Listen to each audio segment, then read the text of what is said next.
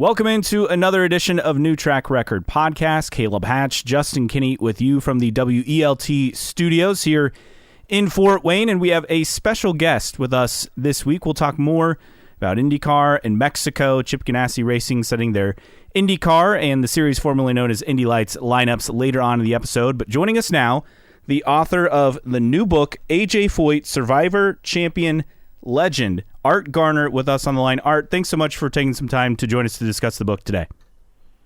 Great to be here, Caleb. Thanks for having me. Absolutely. So let's start with putting together the book. You have over 100 interviews, but how are you able to convince AJ Foyt to let you write essentially the book about his career? Well, it's an interesting story, and it takes almost as long as it did for me to write the book. I had done one called Black Noon back in came out in 2014 about the 1964 Indy 500, and I interviewed AJ for that, and it had gone real well.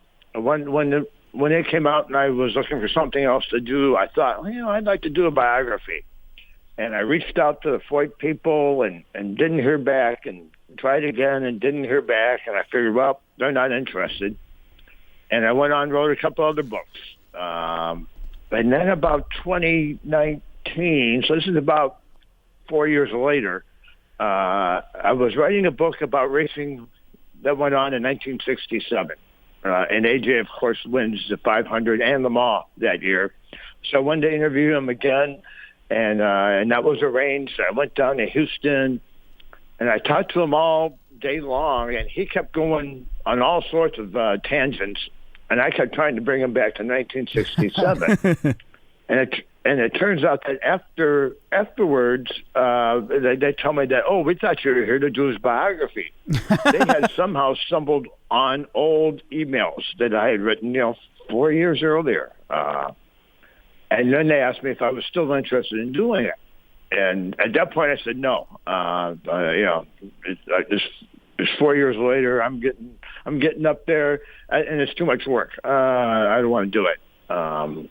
So I came home. My wife asked me how to go. I said, yeah, it was great. It was fine. Blah blah blah. And they asked me if I wanted to do his biography, and she said, well, what did you tell him? I said, I told him no. It's too much work. And she just kind of looked at me. And she's not a race fan. But she looked at me and said, how can you tell AJ Foyt no? And she goes, that's, everybody would dream of doing that book. And I kind of thought about it a little bit, and I figured that, yeah, she was right as usual. And that led to me starting the book. And, it took place the first couple of years right over COVID. So I was home. Everybody else was home. All those people I interviewed were home looking for somebody to talk to, in many cases. So it's both a blessing and a curse.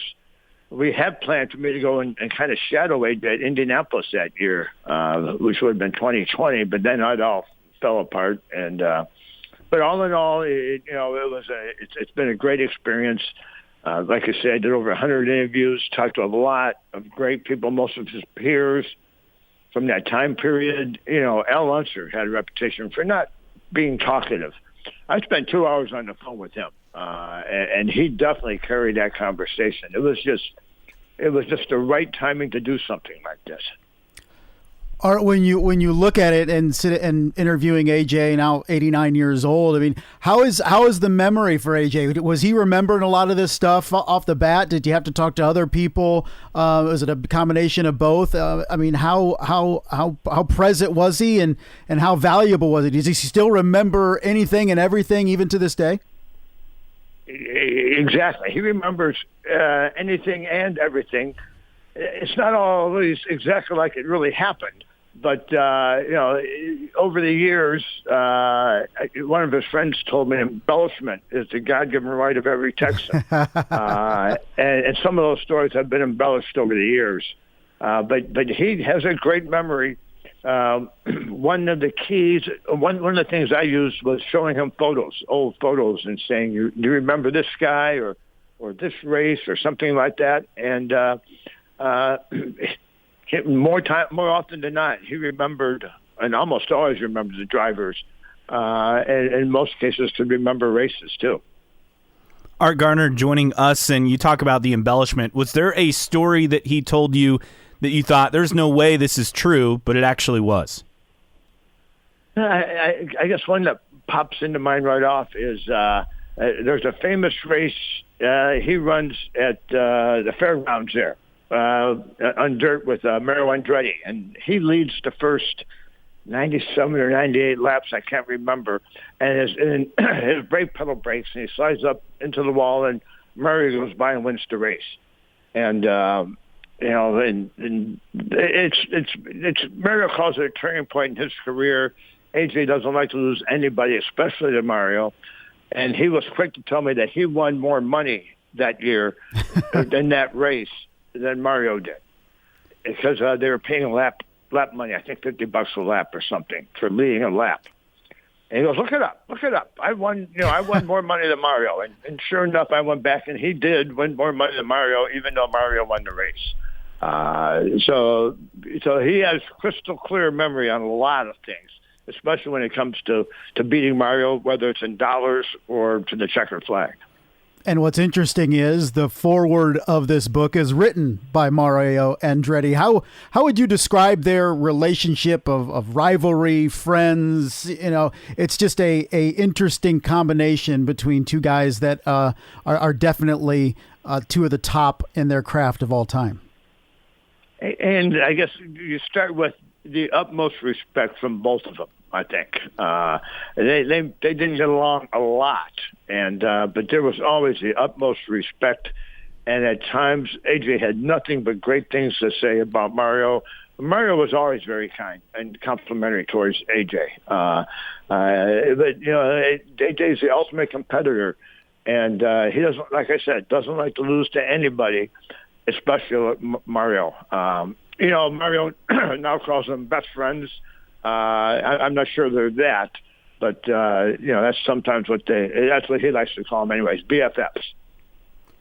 Art, one of the things that it struck me as I've started reading the book is that how, Foyt and Mario themselves were the ultimate competitors. You talked about the respect, but also that a lot of people would say, yeah, Foyt can be fiery. He can also be really kind and generous. What was kind of the takeaways you had on your time spent with him on how he reflected back on some of those fiery moments? Well, he's mellowed quite a bit now. Although I've seen him upset at times, but for the most part, he's mellowed quite a bit. And he'd be the first to say, "Yeah, I probably got carried away here or there," but he has no regrets. He wouldn't change a thing in his life. He has told me many times. No regrets. Yeah, he got carried away and out of control at times, but that was just part of it. No regrets. You look at AJ and was so big in other forms of motorsport, not just IndyCar. And you mentioned, Le Mans and Daytona and midgets. Was everybody, around IndyCar remembers AJ Foyt for open wheel, but was open wheel always his favorite? Did he have another? In talking to him and in this book too, could people learn what was his other passion? Did he like stock cars? Did he like midgets? Sports cars? Was there another passion, or was it just driving? Driving was his passion, no doubt. He liked the stock cars. It was a lower key, lower pressure when he was at Daytona with the stock car drivers. I think he fit in better with the stock car drivers. In Indianapolis in the mid-'60s, you had the Europeans coming in. And I just think he felt more at ease in the stock car ranks. His favorite was sprint cars, high-powered, front engine, rear drive, dirt track, sliding all over the place. That was his favorite, without a doubt. What's always fascinated me about AJ is he was around for so many calamities, yet he was always maybe the standard as time went on, as saw all these and survived all these. How was that kind of broaching that subject? Because he's reserved about it sometimes, but he also, and I've talked to AJ a couple times, we'll talk about that. So was that something you had to? Was he open to talking about all the trials and tribulations of the racing back in the day? He was very open. very straightforward. At times, I think he enjoys talking about his various accidents and what he went through and all that. And after many of them, the journalists would ask him if it was time for him to retire. And I think he saw that as a challenge every single time. He fought his way back, even after his accident at Elkhart Lake in 1990. Shattered two legs, and everybody was telling him it was time to retire. But that was just like holding a checkered flag in front of him. He was going to come back, and there was no talking him out of it. And that happened several times during the course of his career. Well, they're saying it now, right? 89. Hey, AJ, you don't need to come by the Speedway anymore. And look at him, he's still out there. Art, did you know going into this project it was going to be a multi-volume project, or did it turn into one? Yeah, it turned into one. That was not our initial plan. I had a few different publishers express interest, but they wanted smaller books, and I knew that. We're talking 100,000 words or so, and that's not very much. This one's over 300,000 words, I think, volume one. So we knew it was going to be big. It just kept getting bigger, and at one point, they said, "Well, hey, this is too big. We can't do this." And so I, said, "Hey, will you guys take a look at it and tell me where to cut?" And there were areas that cut, 1,000 words here, a couple thousand words there, but we needed to cut 100,000 words to make it a book that people would want to buy. People don't buy big books anymore. It's part of the problem. So that was why the decision was made to, okay, let's go to 2 volumes. Through 1977 is volume 1, and volume 2 will pick up right there at, in 1978. Art, one of the things about Foyt in his career was his longevity. You talked about kind of his stubbornness as a way for him to keep going. Did he ever have a moment where he felt like, maybe that was too much? Maybe I should have, kind of backed off in terms of keep on going and kind of pushing through? You talked about the crash at Elkhart Lake, for example. Or was it always full steam ahead? He's always trying to prove everyone wrong. Well, you look back over history and from reporting from the day, he was definitely contemplating retirement on several occasions. Back and forth, should I continue? Should I come back? I'm crazy for coming back. He would actually tell reporters this back in the 70s. But yet when it got down to it, he always turned that corner to come back. Art, when you look at racers back in the day, we rarely talk about the wives of the racers, and wanted to ask you about AJ's wife and just what kind of woman she was, Lucy's are, that had to go through a career like AJ's as his co-pilot, and how that relationship was, particularly during his racing years. Yeah, early on, she would travel to the races with AJ, go to all the races. Then she had their first son, Tony, AJ the third. And there's a story in the book about them being at a midget race in Detroit. AJ fails to qualify. This is 57, I think, 56 or 57. AJ fails to qualify, and they have no more money. They have enough money for gas and, a hamburger to get home. So they buy the hamburger to feed to Tony, and they drive straight through to Houston on the way home. And, I was fortunate to talk to Lucy before she passed away. I had a chance to talk to her a couple times. And she tells a story that they talked about, what was next in their lives from here on out. And the decision was made, well, I'm going to stay home and raise the kids. AJ, you go out and race. And see if there's any career there. And it took another year or two before AJ started to make inroads in IndyCar racing. But everybody who talked to says that Lucy was a saint. She was able to put up with AJ, and was also the one who could control AJ quite a bit too. Tony, AJ's father, was another, but Lucy was able to, to keep AJ under control at times. What was AJ's childhood like? I mean, do you when you look at his dad, do you see, okay, that's how AJ or why AJ is how he is? I mean, how was his home life and childhood, and do you see the patterns of how he became who he is? Sure. He's born in 1935 in the middle of the Depression, and his dad had lost both his mother and father before he was 20 years old. So, Tony, his dad, is fairly young and on his own, working in a garage. He's a chief mechanic at a coffee company, maintaining the trucks that deliver coffee all over the city of Houston. And that's where his garage comes from. And AJ idolizes his dad, follows him everywhere from a very young age. His dad also did some midget racing. Wasn't very good, didn't have enough money or time to really devote to racing. But he did it, on the side, and also helped maintain a number of race cars. It was an era of tough love.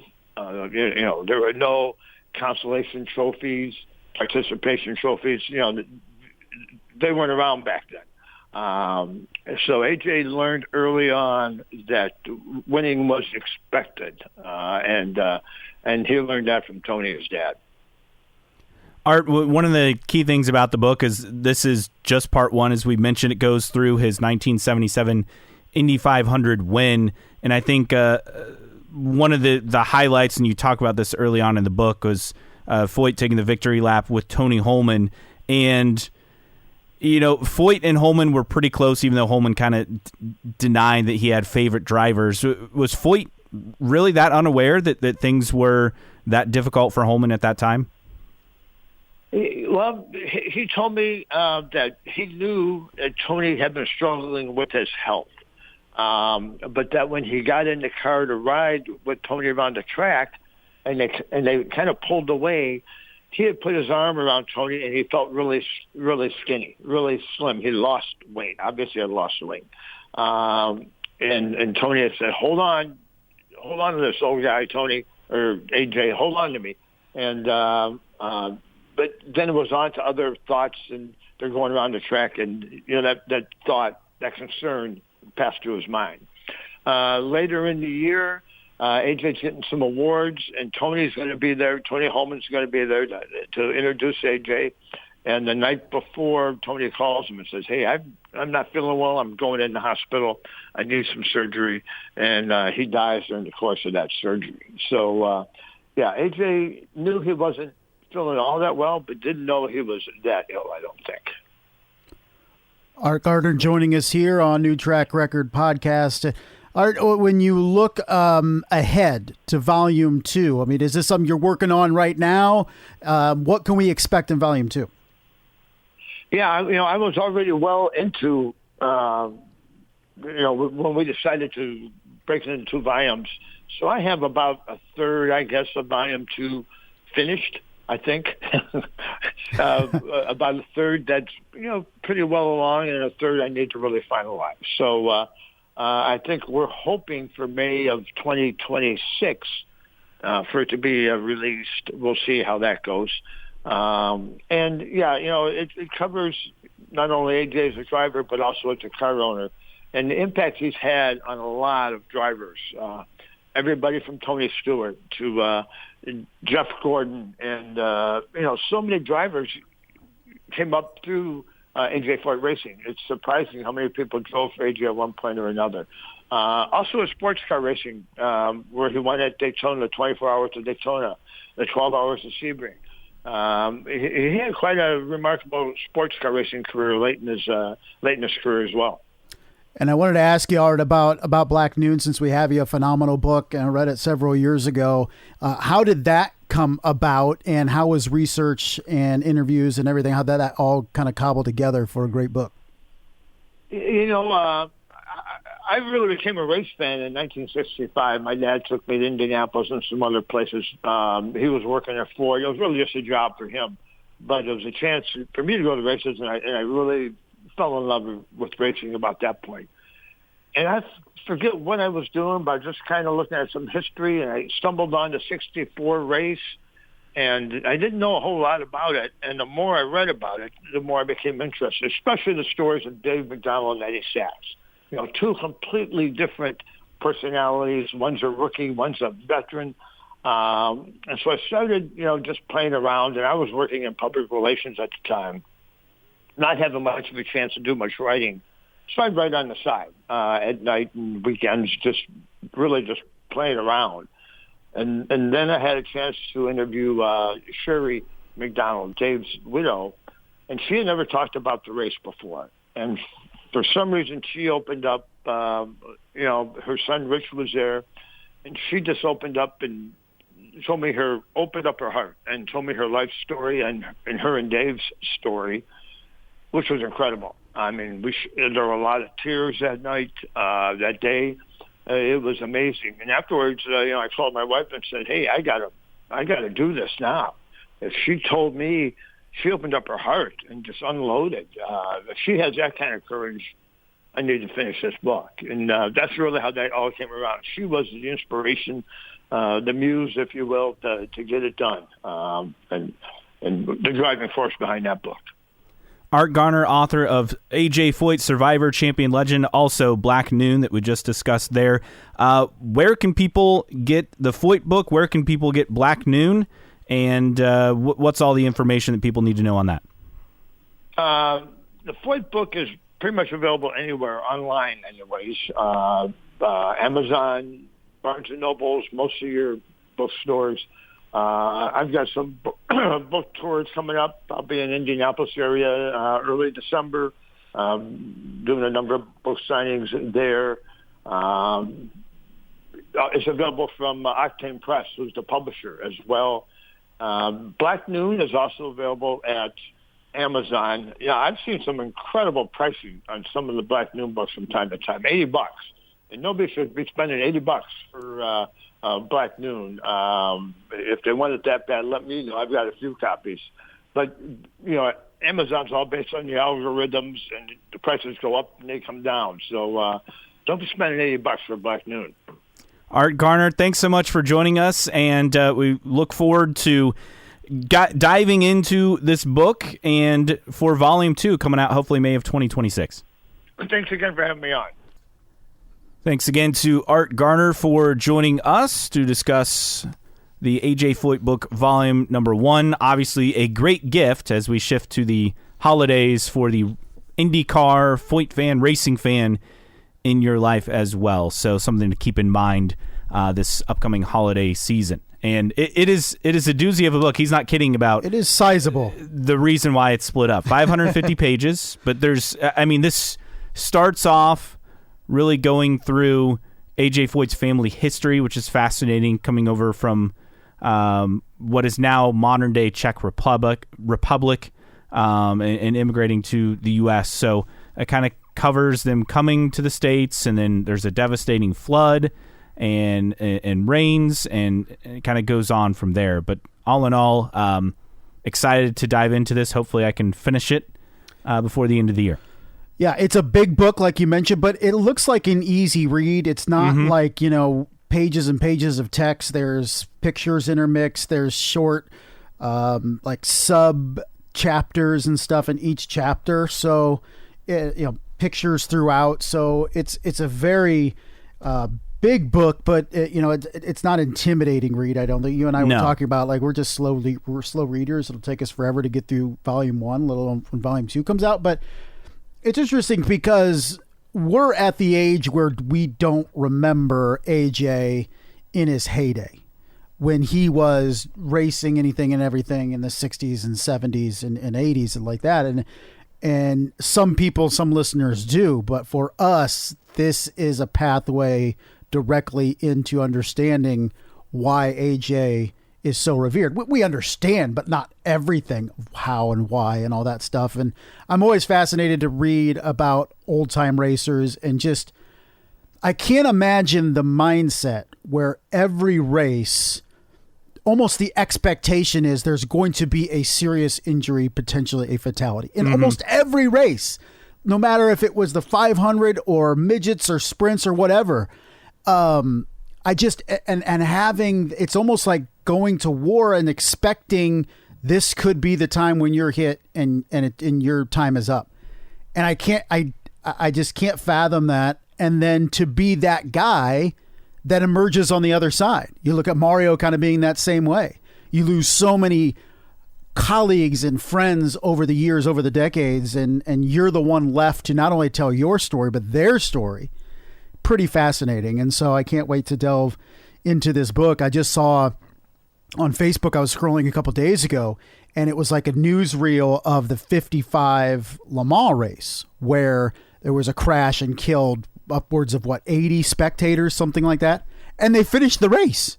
Like the cars are still going around. There's like bodies all over it and they're still racing. Like it was a different day. It was just surreal, but this is a pathway to those times. And I can't wait to dive into it. Art Garner did a tremendous job on Black Noon, and I'm sure he did a tremendous job on this first volume, AJ Foyt, Survivor Champion Legend. Yeah, if you haven't checked out Black Noon, as you mentioned, it is a phenomenal read. The way he tells the story, and he tells of those two drivers. Yeah, and he kind of interweaves like heading into May, all that stuff. It's not just the race; it leads up to it and everything that happens. And yeah, talking about the two drivers, it's very, very well written. Eddie Sachs, of course, was the lovable kind of one of the fan favorite guy who was the Clown Prince, right? That was his nickname. And then Dave McDonald, who was a really talented driver. He was a rookie for the Indy 500, but it was a very talented driver coming up that had a lot of expectations. So highly recommend that book as well if you haven't had the chance to read it. But again, both books by Art Garner, Black Noon and AJ Foyt, Survivor Champion Legend. And one last thought for me on Foyt. I mean, I never saw him race. So it's fascinating to have the opportunity to read these stories, to look back. I know him as a team owner. My first interaction with him would have been at the 98 Indy 500 time trials. I got his autograph on a Delta Fawcett hat. I still have that hat. Very nice. But I mean, I don't know him as the driver in the Mario AJ battles. I know him as AJ, the team owner. So it'll be fascinating to dive into that other side of it. As always, you can reach us. You can find us on your favorite social media platforms. IndyCar Podcast on Twitter /X, also on Instagram, on Facebook. Just search for New Track Record. You can email us, newtrackrecordpodcast@gmail.com. You should get on the email list. Again, it's free, and you can get alerts of new episodes each and every week. Also, we'll probably have an alert once we have this new website up and running, so that's still in progress. Thanks to our Patreon supporters, patreon.com/newtrackrecord. Thanks to Xavier and others for their support each and every week. And as always, you can download and listen for free on the podcast on your favorite podcasting platform: Apple Podcasts, Spotify, Overcast, CastBox, Player FM, YouTube Music, wherever you find your podcasts, and listen in for free. So time for the mailbag, and not a ton to get to this week. I thought you'd lead with international races. We'll get to that. I mean, we got to talk about 4 races, 6 races, 10 races. We have a lot on international races, so we'll get to that a bit later on. But first up, and this from Mom 2X over 2002. Has anyone checked on Mark Miles today? And it's, of course, showing all the fandom with Pato Award in Mexico City at the Kit Kat event. I did read, I think it was in Marshall Pruitt's mailbag, about after the comments by Mark Miles, there was a noticeable silence between the two, but Miles has apparently reached out to Pato, and I'm sure it's water under the bridge with both of them. I think Pato's, of course, using it for any type of promotion or entertainment for sure, but I don't think there's ill will there. No, I don't think so either. I think they've moved past that. This from fans Lynn, haven't, but no. This from Lynn _IndyCar, talking about last week's episode where we had our 5 bold predictions for IndyCar in 2025. Said, great 5 topics, but you guys missed on retirement at the end of 2025. I think it'll be 2026 the earliest. Do the old stars need for the Dallas race and return to Mexico City? I guess will be Ray Hall first, then Dixon and Power last if Liz's health stays good. That's an interesting point. Having the opportunity to race at those new tracks, assuming IndyCar makes it work in Mexico City. And there have been rumors for Graham Rahal's retirement for a couple of years now as well. So that's one we didn't think of in terms of drivers that could retire early. Elsewhere in the mailbag this week, posted a poll question, and because we'll get to international races later, there's several options at play beyond just Mexico City. A lot of people with responses on this. So the poll, after Mexico, what international race do you want next? Nearly 33% of you said Brazil. Only 1.5% said Argentina. 58% said Australia. 7.5% said other. So look at what people had to say on that. Bauer Racing said, how bold of you to assume that not only is Mexico going to happen, but there's going to be another international race. Must not be Justin. Yeah, that was me posting the poll. Daguerre said Europe needs a race. There hasn't been an F1 race in Germany since 2020, so Hockenheim or Nürburgring are good options, the biggest market. I mean, if DHL wants to pay, sure. I think that's the big caveat here, or whoever's going to pay for these monster travel budgets for these teams, because the teams aren't going to do it. Lynn _IndyCar said, I'd like to see a full race overseas schedule: Brazil, Japan, Australia, and the Middle East. Call it the DHL Cup. DHL can move the equipment around like FedEx did with CART. I mean, that's the best case scenario, is you get a travel partner like DHL to participate in that. I think the Middle East should be more on the radar of IndyCar, honestly. I agree. There's a lot of oil money floating around over there. Well, and you're not trying to compete with F1, but nor are the costs associated with the event, they're a tenth maybe the level of an F1 event. So I think there's an opportunity there. It's always that question on if the Middle East, whether it's Bahrain, whether it's Saudi Arabia, whether it's where else Abu Dhabi, any of those Jeddah. Are interested. Yeah. Melvin Mack 0818 said another Canadian race. Yes. Montreal. And in fact, Nick J. Fletcher said Circuit Gilles Villeneuve. Yanny fans have been some of the more resilient fans over the years, and with rumors swirling about Dev coming back, meaning Devlin DiFrancesco, and Hinch in the booth, another Canadian race would make sense. Could quasi-solve the Northeast issue on their hands. Yes.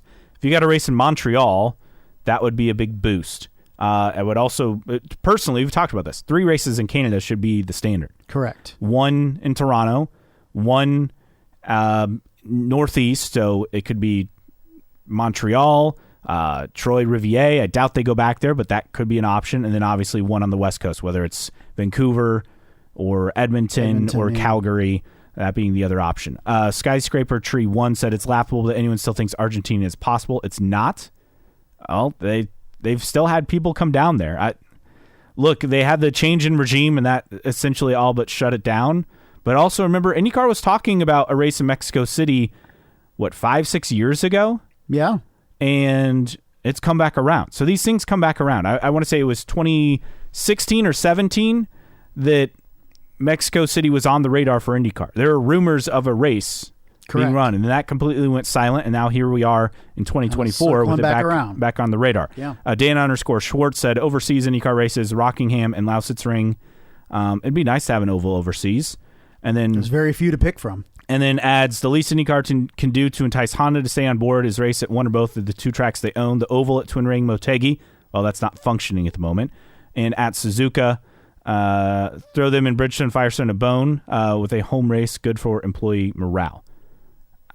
I don't hate the idea. I just don't know if Honda is interested. Yeah, that's... I mean, I don't know if any of these tracks are interested. Always the issue. I'd love to go to Europe, too. I just don't know if there's interest there. And Eldon Palmer, 1971, said, let's bring the IndyCars back to the high banks of the Monza Oval. AJ raced against Juan Manuel Fangio at the 1958 race of 2 worlds there. I mean, the oval is still there. Probably use a sweep or 2, but at least the banks are there. High banks. Yeah, that would be very dangerous. Not? Let's just clear it off. And Georgina Indy, so Georgina, of course, from Barbara Motorsports Park, said, hey, Jay Frey, I'll hang out under the bridge at Suzuka. Oh, geez. Yeah, so people obviously having some fun with that. So that's a look at the mailbag this week, as we mentioned, fairly short. Time for news and notes, and we start things off with Mexico City. And we knew talks would continue, but officially, the Mexico GP promoter, this after the F1 weekend, confirms that talks with IndyCar are set to take place in January of 2025 for a race in 2026 at Autodromo Hermanos Rodriguez. Again, this is all expected. The promoter of the Mexico City GP, CIE, said they've been in discussions with IndyCar. That's Alejandro Soberon discussing that. And so that's where this stands. we know they're talking. So there's progress. I guess the next update I want to hear is, okay, we're locking in a race date. Right. And he said, we're going to resume talks in January. So they've already spoken before about a race. So it's great news. I know some other people were throwing out different sites. If they're racing in Mexico, it's going to be at Autodromos Hermanos Rodriguez. That's just the way it's going to be. So, and they should. It's the premier track in Mexico.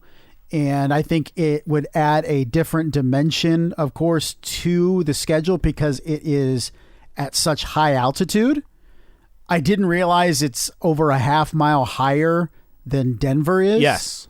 I knew it was high. I didn't realize it was higher than that. So the air is thinner. It's tougher to cool down engines, stuff like that. So that will create a added challenge to teams for racing there. But in seeing some of the coverage of the Mexican Grand Prix over the weekend, it still felt like Pato O'Ward was a big draw when he was heading out to pit lane for his FP1 session, surrounded by cameras and video cameras and people. Is that like it was a big deal even on an F1 weekend? I mean, packing a mall is one thing.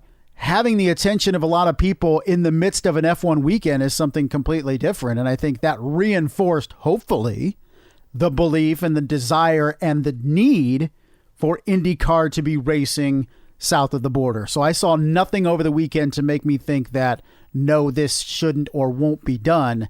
IndyCar needs to make it happen. And Zach Brown sported a Pato Who hat. Saw that. Amidst all Looking that. good. And again, Pato in the FP1, very competitive, just 0.3 of a second off Oscar Piastri's best time. So it's certainly a draw. We saw that with the Kit Kat event that we discussed last week in the episode. And look, you got to get this done. I don't think Pato's going to F1. I think that ship is sailed. Maybe he gets more and more testing opportunities and he continues to be a reserve driver. But look, his home is in IndyCar. I don't think that's changing anytime soon. So you got to make sure you take advantage of that while he's still here. You definitely need to, and it's already overdue. IndyCar needs to lock this in for 2026. What we've heard is a 3-year deal in early March, 26, 27, 28 was at least the discussed plan, but anything is possible until this thing is locked in. And even then, it's a long time between now and March of 2026. So even if this gets announced, we've been here before, Caleb, we still have to temper our enthusiasm until we get closer or we're actually boots on the ground in Mexico City, because you just never know. But it's good. And I think this is why the point of having it at Autodromos Hermanos Rodriguez is important, is because it's an established track. It holds a lot of races through the course of the year. Not just F1, but a lot of everything. I think you need to go somewhere that the infrastructure is in place. It's not like, hey, we made a 3-year deal with this track and they have to make these upgrades over the next year. That would be the issue with Fundadora Park in Monterey. Correct. That's the thing. We want IndyCar to lock in a race at a racetrack that's already FIA grade 1, right? So Autodromo Hermanos Rodriguez is that. So I know some people are like, well, we should go to Monterey or somewhere else where, if F1 doesn't go. No, you go to the track that is the premier track in the country. And that's where it sounds like IndyCar will be. And Pato O'Ward is going to get to drive an IndyCar on the circuit, along with a Formula E machine. It'll be an IndyCar demonstration run. He'll also sample McLaren's Formula E car as well in January, because Formula E has a race there as well. So that will be the headline of that for him, and another opportunity, and obviously more positive developments in promoting IndyCar and Pato O'Ward and their return, hopefully for the first time, for IndyCar style cars since 2007 when it was racing under the Champ Car banner. What I would be interested in is to know what Formula E draws for a normal race at the track, and see how that's affected by Pato doing a demonstration run. Is it 50,000 more people? Is it 10 more thousand people? Is it 100,000 more people? hopefully we can get some clarity on that, because I think that's a big deal. We saw in Argentina the turnout for what was a demonstration run for an IndyCar, and that's what got us excited about potentially having a race in Argentina. So that will be a interesting side note to kind of pay attention to, is do we see a significant boost in attendance because of what Pato's going to do?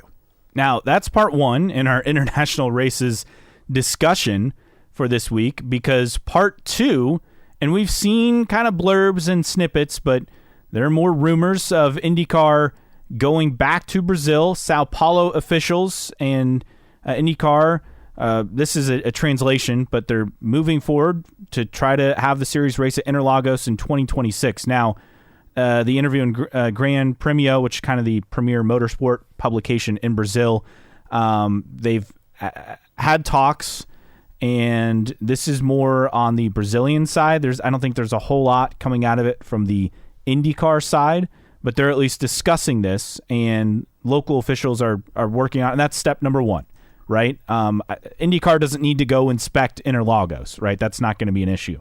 No, I mean, Formula One's racing there this week? Yeah. So, and Pato Award's going to be there as well. So that's one of those things where, again, you go back to Mark Miles and that international schedule. Nathan Brown had this to say, talked about previously. Mark Miles wants that fall international series, could be South American, Asian, Pacific locales, or just strictly multiple South American stops with a 3 to 4 race program. So that would be a Brazil, an Argentina. Do you add in, Australia? Do you add in a Japan? Middle East. That would kind of fit the bill for that.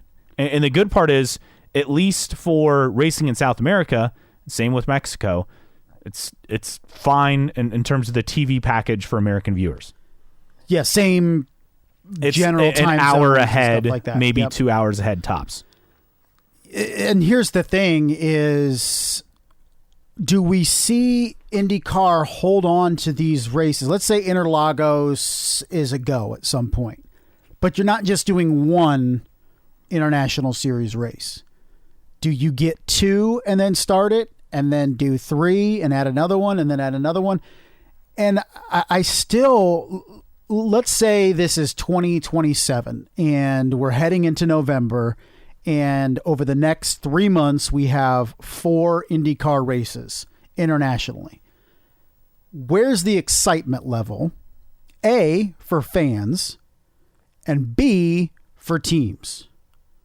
And this is kind of what I've gone back before. International series sounds all well and good. What's the point? Well, the point is growing series? IndyCar in those countries. Okay. I don't think it's about the domestic product for IndyCar in terms of fans in the U.S. I think if you can draw healthy crowds in those countries, your diehards are going to watch for IndyCar, and you're going to develop new fans in other big markets. Who's fronting the bill for these races? Oh, that's the biggest question. That's always what it comes down to. It's got to be promoters in those countries. And that's the thing is my point is the teams aren't going to agree to this if they lose 1 cent. They're not going to do this international series if they lose even 1 cent. So who's paying for this? And it won't just be one promoter, because you won't have one promoter doing Brazil and Argentina and Australia and Japan. It's going to be 4 different promoters. So where are these promoters that are going to do this? I'm skeptical of this international series coming together. You ask me, if they can add Interlagos as a regular season event, do it. Like you said, it's around the similar time zone. It's not like Motegi having to watch at 2 a.m. So I don't know. I'd be more excited about races being added if they were part of the regular season, is kind of what I'm saying. And that's fair. I think if you're talking an international series, I'd actually be more interested if they're races, in Australia and Japan and the Middle East, where there's a massive time difference, so that it's on in weird hours and it makes sense to be part of the off season running, October, November, that kind of time period, where, again, diehards are still going to watch, but it's really about growing the sport in those countries and not necessarily about the domestic TV and the domestic fan base here in America and growing that. And that's, I guess, my thought process. I agree. It'd be a bummer for IndyCar to race at Interlagos and for it to not count in terms of being an exhibition. That would be a bummer. Now, if IndyCar is doing that overseas, say somewhere in the Middle East or in Japan or in Australia, yeah, I guess it'd be a bummer for the latter two markets because IndyCar has raced there in the past, but that makes more sense to me because you're not going to get eyeballs on product, at least in the U.S., if you're racing in Japan and Australia and, say Korea, for example. There's another option for you. South? Yes. Okay.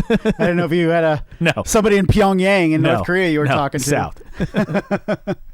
And I think maybe, too, you talk about the growth of the sport and Brazil and Argentina in particular, and maybe Brazil especially, is the lack of drivers coming out of Brazil compared to 20 years ago and even 10 years ago.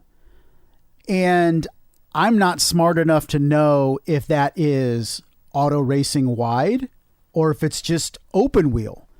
But there was an absolute groundswell of Brazilians coming to the United States to race IRL, now IndyCar. Of course, headlined by Helio Castroneves and Tony Kanaan, but not anymore. I mean, you and I were talking about Interlagos and saying, well, is there a Brazilian driver on the grid? Is there a Brazilian driver in lights? Yes, there is in lights. You have Caio Collet, who's really talented with HB. Yeah. Could be a title contender. In fact, I expect him to be a title contender this year. And, you go back to talking about that. Obviously, Emerson Fittipaldi coming to IndyCar kind of headlined that. And then also Ayrton Senna in F1 really boosted it. And now you have Caio Collet, who's really talented. You have Felipe Drugovich, who's tested in IndyCar, who's Brazilian. He's very talented. He's waiting either an F1 opportunity or an IndyCar opportunity. I think having him in either F1 or IndyCar would boost this event as well. I just think things are cyclical, right? And right now it's not really cyclical for a lot of Brazilian drivers, but that's come and gone. Do you think, similar to Mexico, that you need a star in IndyCar from that country for it to make the most sense? Yes. I think for it to be a success, yes. And obviously, when IndyCar was in Sao Paulo, 10 plus years ago, you had Helio and you had Tony Kanaan.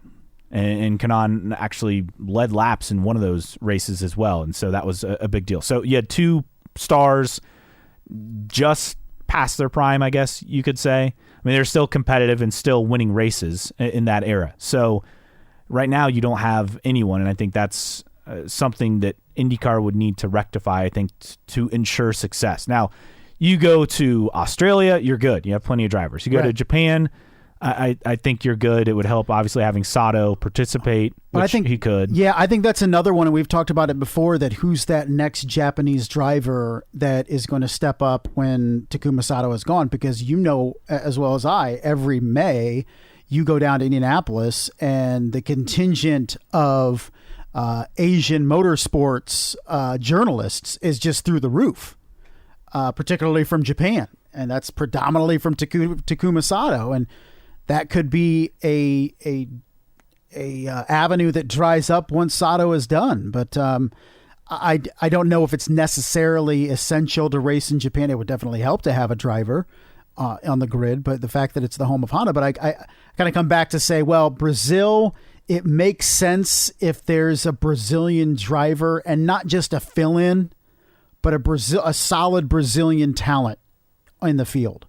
I'm not talking about, all due respect, Ana Beatriz being in the Brazilian race. I'm talking about an Helio, a Tony Kanaan, a Gil de Ferran, a guy like that.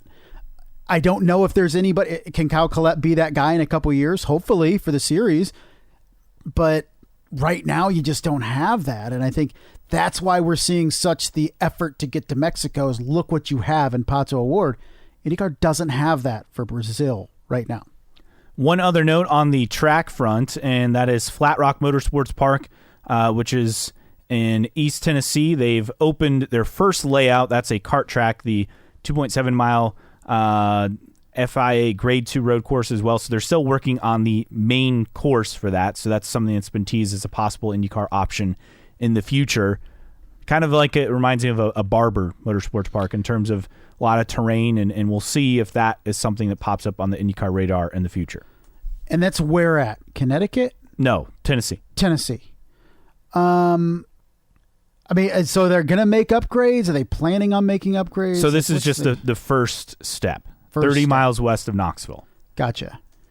Yeah, we've talked about that racetrack before, and what it could be, but I think you look at Flat Rock and you see the pictures, and it looks very NOLA-esque, almost thermal-esque in terms of lack of support buildings and. Well, they're still building it. I mean, this isn't a finished product, but I don't know. It just. It's like a member. It's like more thermal right now than anything. You just have members. So, but eventually, I don't even think. Maybe by the end of the decade is what I would say. They're at Flat Rock at some point, if Flat Rock wants that. Yes, we shall see. But I would guess. And speaking of thermal, Marshall Pruitt reporting on Racer.com, they're working on getting everything ready for IndyCar. They plan to have about 5,000 fans. So several more than what they had before. But that's their target, 5,000 general admission tickets for the event. If all are sold, that would cover most of the cost of the sanctioning fee and other event costs. So they believe they could handle that number, and we'll see. But I want to see what this event will be because we just don't know. But it seems like this is the event that gets replaced by Mexico City in 2026. Yeah, maybe. I like that it's now a regular season event. It's not a $1 million event. I mean, Nicholas Rhodes had good things to say, I felt, in that story. I guess I'm not against thermal as much as a lot of other people are. I mean, if it works, it works. I don't know if... And he even said and told Marshall Pruitt, well, we're not going to have Long Beach-sized crowd. We're a little bit of a different vibe than your normal IndyCar weekend with more intimate settings. I mean, I guess we have plenty of races that other people can go to. I don't know. If this is what Nicholas Rhodes wants for his track and IndyCar wants for their series, I mean, who are we to say it's not good enough for IndyCar to be at? Speaking of Long Beach, tickets go on sale for the 50th anniversary race, I believe for IndyCar, right? Yes. Monday, 10 a.m. Pacific, so that's 1 Eastern. Tickets on sale, so something to keep in mind there. Several notes on some drivers related to Indy Lights. We start with Jamie Chadwick. Jamie Chadwick and Simona Di Silvestro, former IndyCar driver, they'll be in action at Formula E's first all-female driver test in Valencia. That's taking place next week. And also with that, she's getting a separate test as well. So she'll be testing with Jaguar TCS Racing. So congrats to Chadwick. And it's starting to look like, is she going to have an IndyCar opportunity? I guess that's my question moving forward. I don't think for 2025. So maybe Formula E is the route. And that's a hard series. If you have success in Formula E, that's pretty good, just because it's very difficult, I feel like. Well, it's very much comes down to your car. I mean, yes. I know every form of racing does, but it's like, how good is your battery power is basically what that is. I know other people have kind of said the same thing about Chadwick and should do a year 3 of lights. I understand why she doesn't want to, but what's her goal? Is her goal to reach IndyCar? Is her goal just to experience all forms of motorsport? If her goal is the latter, I understand doing Formula E. If your goal is the former, it makes sense to do another year of Indy Lights. I don't know if I've ever heard or read a story where it's like, where do you want to go with your career? I think she said, I'd like to do the Indianapolis 500. I don't know if she's ever said, I want to be a full-time IndyCar driver for the next 15 years, because if she wants to do that, Lights is her road there, the best road at least. Meanwhile, HMD Motorsports tested German driver Sophia Florsch at Barbara Motorsports Park on Monday as part of a big test with a lot of drivers. She spent the last 3 years in Formula E with Campos, PHM, and Van Amersfoort. So she's looking at her options. That would be an interesting driver to add to the list for Lights in the future. And Chip Ganassi Racing. Now, to no surprise, their IndyCar driver lineup confirmed Kiffin Simpson will be in the 8 car. We obviously knew Scott Dixon and Alex Palou would be back in the 9 and the 10. But then, more fascinating, they announced their lineup for the series formerly known as Indy Lights. Not exactly Murderer's Row. No, Jonathan Brown, finished 13th in his rookie year with HMD, and then Niels Coolin ran a handful of races. He will be racing full-time with Ganassi as well. It's an interesting combination. We felt with Chip Ganassi Racing going into Indy Lights, which is great, that they were going to get a couple bangers. They didn't really. Is that because Chip Ganassi Racing wants to try to build up drivers that already aren't established, which I can appreciate? Is it because other drivers in the series look at Chip Ganassi, as decorated as it is, as still a rookie team in lights, and they're better off at an HMD or an Andretti in terms of an established lights team to achieve their goals in 2025? Is it a combination of both? I'm not sure. I feel like the quality of drivers will get better in year 2, year 3, year 4 for Chip Ganassi Racing and Indy Lights. I just think some of us expected maybe that right from the jump. Maybe that was unfair, but this is the duo that Chip Ganassi is going with, and I think it at least gives us a benchmark where this is what these two guys did pre-Ganassi. Let's see how they do with Ganassi. But I think we expected maybe a couple more household names. I mean, we said it last week. If you're Jamie Chadwick, wouldn't you want to race with Chip Ganassi Racing and be one step away from IndyCar with Ganassi? Right. And remember, she has the DHL connection. DHL's a personal sponsor. Do you feel there was a conversation had at some point between Chip Ganassi Racing and Jamie Chadwick about those seats? Based on who Ganassi hired, I'm going to go with no. But then again, could it have been an offer that Jamie Chadwick declined? I don't know. It'd be fascinating to know. Elsewhere, from Marshall Pruitt's Racer.com mailbag, Jan Beekes is retired, so we can officially put to bed the bring back Jan Beekes for IndyCar on TV coverage. Also had this on Honda and Honda Racing Company, saying that they've been actively engaged with the series on future regulations, which is encouraging. That indeed it is. Yes. That is, as everybody looks towards will they or won't they in terms of staying in the series, the fact that they're engaged in discussions with the new formula, the new regulations, the design of the new car, of which we have heard a template or a drawing or whatever of the new car has been shown to some drivers, and that's from Connor Daly, I do believe. I think that's encouraging. You cannot take that as anything but encouraging for Honda. At the very least, you have to think they have not yet made their decision because they're still actively involved.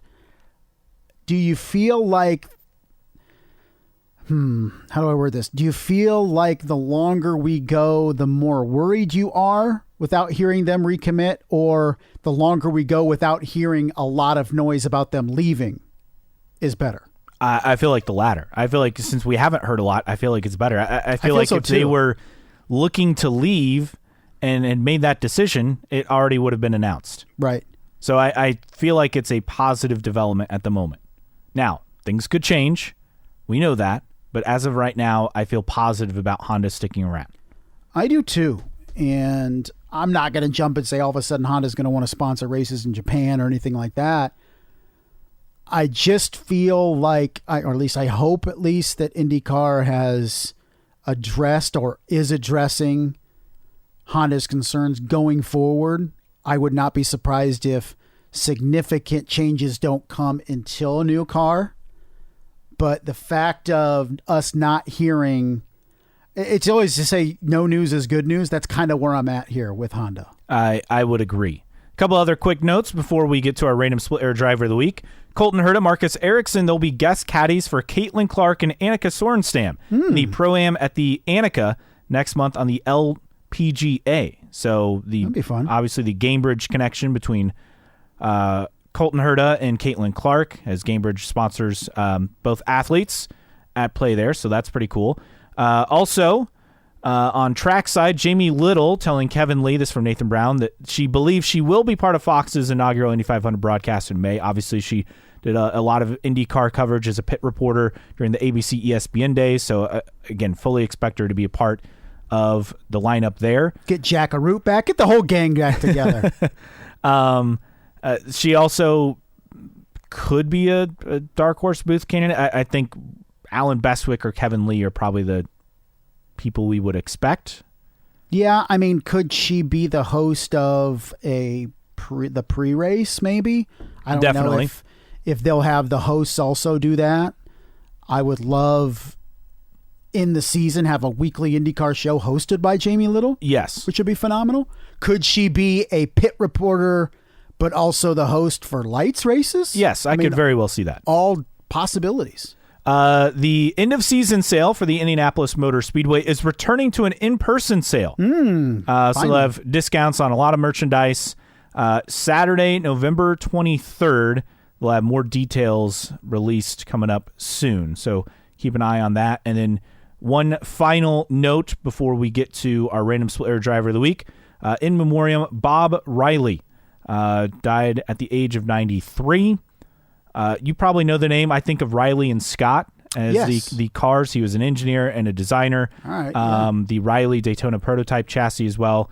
But also worked with AJ Foyt on the Coyote Indy cars as well. But he passed away. He was an inductee into the IMSA Hall of Fame in 2024 as well. So passing away. But it's pretty crazy to have so many big names, and that's just, this is what happens, right? But the 1981 Coyote, which was the first full ground effects Indy car, had so much downforce, the team couldn't find springs strong enough and had to cut holes to bleed off some of the pressure. That from the write-up by Richard James of Racer.com. Good stuff. Which is wild. For the spec years. Yes. Yeah, there's a lot of good engineering and design stuff in the write-up, but obviously well-known. I think of Riley and Scott, obviously, immediately, and that's tied to his name. That's cool. All right, time for our random split air driver of the week. Quiz question, Caleb. Who won the first ever IRL race? Buzz Calkins. Who is our random split air driver of the week this week? Buzz Calkins. I did not realize this. He was a co-champion of the series with Scott Sharp in 1996. But he is, random splitter driver of the week. If you go through and have many of people named champions of IRL IndyCar kart, Buzz Calkins will probably be either left off the list or one of the last mentioned. But he did win the inaugural race for the IRL at Walt Disney World Speedway at the 1996 Indy 200 at Walt Disney World. He finished first ahead of second place Tony Stewart. He competed in the Indianapolis 500 6 different times, a best finish of 10th in 1998. He won the first race of the IRL. How many races did he finish winning? One race in 53 starts. He also had 3 podiums, so that first race was his only win. So portions of 6 seasons, all with Bradley Motorsports, which was, I think, a homegrown team. It was owned by Colorado convenience store owner Brad Calkins, who was Buzz's dad. He drove the bright red car shot in the livery of Bradley Food Marts.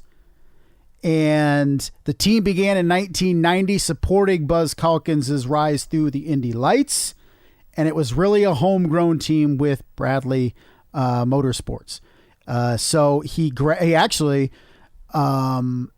graduated from the University of Colorado Boulder in 1993 and then got an MBA from the Kellogg School of Management in Northwestern in 2000. Wow. So after or during his racing career, got an MBA from Northwestern. He drove until 2001. He retired and ventured into the business world. He served as president of his father's company, Bradley Petroleum, until its sale in 2017.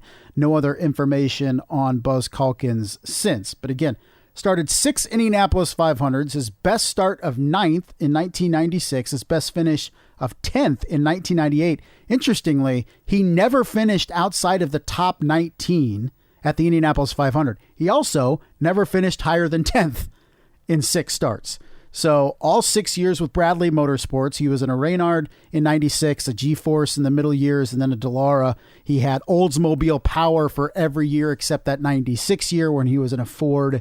I think it was a V8 that year. Yeah, I think wasn't basically everyone in a Ford or Buick. Yeah, so, but yeah, he did 3 years of Indy Lights with that homegrown team. Bradley Motorsports never finished higher than 6th in the standings. His high finish, a couple of podiums in 1995 in Lights at Phoenix and Milwaukee before venturing in to the 1996, where there were 3 races, correct? 3 races. 3 races. So it wasn't that much of a championship race, but did finish tied for first for the co-championship with Scott Sharp. And what I don't understand. So, okay, Yeah. he goes out and wins at Walt Disney World Speedway. Then 6th at Phoenix, 17th at Indy. That's the season. Scott Sharp, 11th at Disney, 2nd at Phoenix, 10th at Indy. They both have 246 points, but because Buzz Calkins had a race win, why is he not the standalone champion? Yeah, it was the IRL cobbled together to the point where in the rule book they didn't have a tiebreaker atop for the championship.